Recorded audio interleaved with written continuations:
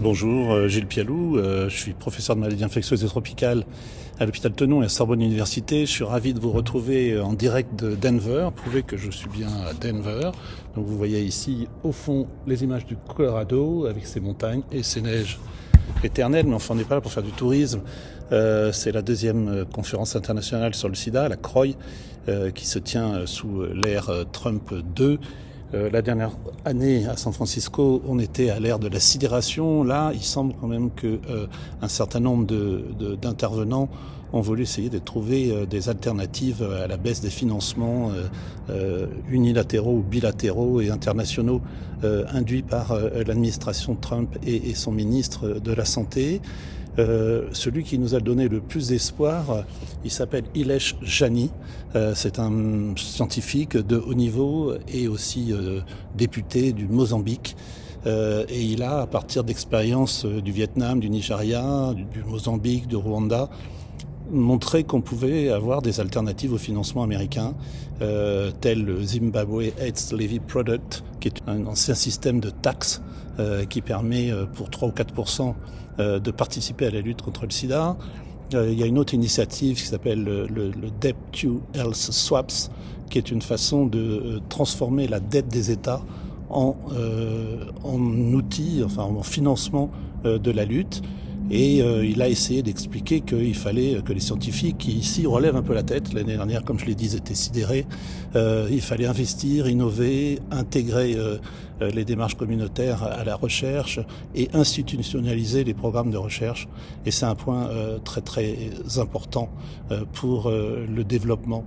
Alors, il y a eu d'autres éléments qui ont été dans ce même contexte. Mais c'est vrai que le climat est assez pessimiste. Il y a une étude qui a été menée dans 92 cliniques et 11 programmes VIH. C'est une étude par questionnaire. Les réponses qui ont été obtenues ont montré que 32 pays d'Afrique subsaharienne, d'Amérique latine et d'Asie ont montré des perturbations dans l'accès au traitement, entre 18 et 27% pour ce qui est de la fourniture de la PrEP. Et globalement, 26% des répondants de ces pays ont signalé des ruptures de stock dans les traitements antirétroviraux. C'est donc l'autre facette de la situation internationale en matière de lutte contre le sida. Alors des éléments positifs, on est obligé d'en donner. La dernière journée a été indiscutablement une journée chargée d'espoir, puisqu'il y avait les essais thérapeutiques et préventifs avec des nouvelles molécules, avec plusieurs scoops. Après, il faudra replacer ça dans le contexte à la fois économique et puis d'installation. Les études Artistry avec un Y, qui sont menées dans plusieurs pays, Australie, Argentine, Canada, République dominicaine, France, Allemagne, Italie, etc., qui est un essai de bithérapie qui a été présenté par Chloé Orkin, la Britannique aux cheveux violets.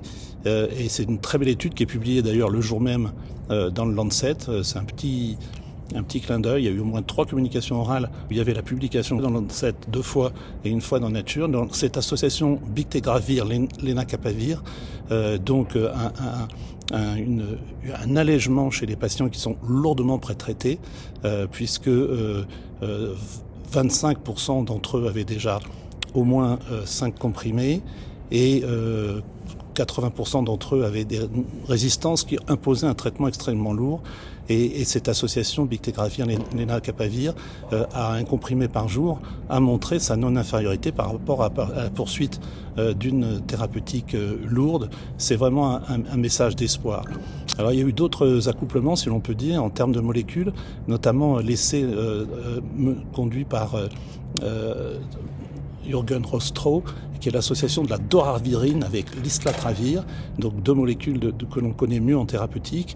Et cette étude de Dora-Isla a montré aussi la non-infériorité par rapport à une trithérapie, Bictegravir FTC-TAF, qui est parmi les plus prescrits dans le monde. Là, on est avec aussi des combinaisons qui ont été testés en switch. Là, on était chez des patients lourdement prétraités.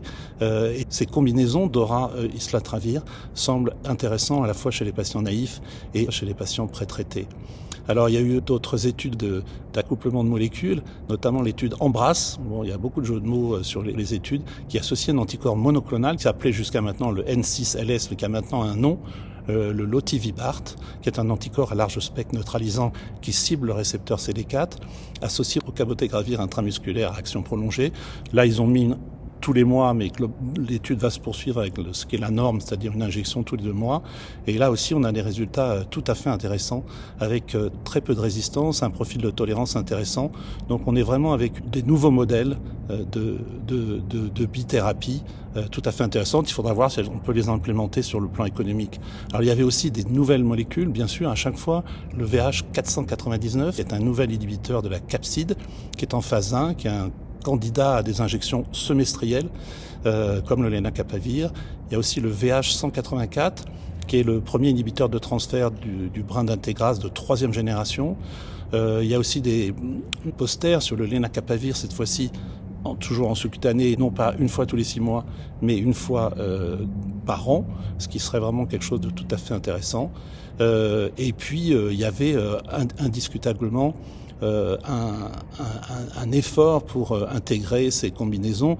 Et bien sûr, le problème économique, il y a beaucoup d'études coût-efficacité, et on l'a vu avec l'arrivée en France, au moment où je vous parle, du cabotegravir injectable intramusculaire en PrEP, dont on attendait la parution au journal officiel, et dans un deuxième temps, on l'espère, le lenacapavir en sous-cutané, en PrEP aussi, donc en prophylaxie pré-exposition.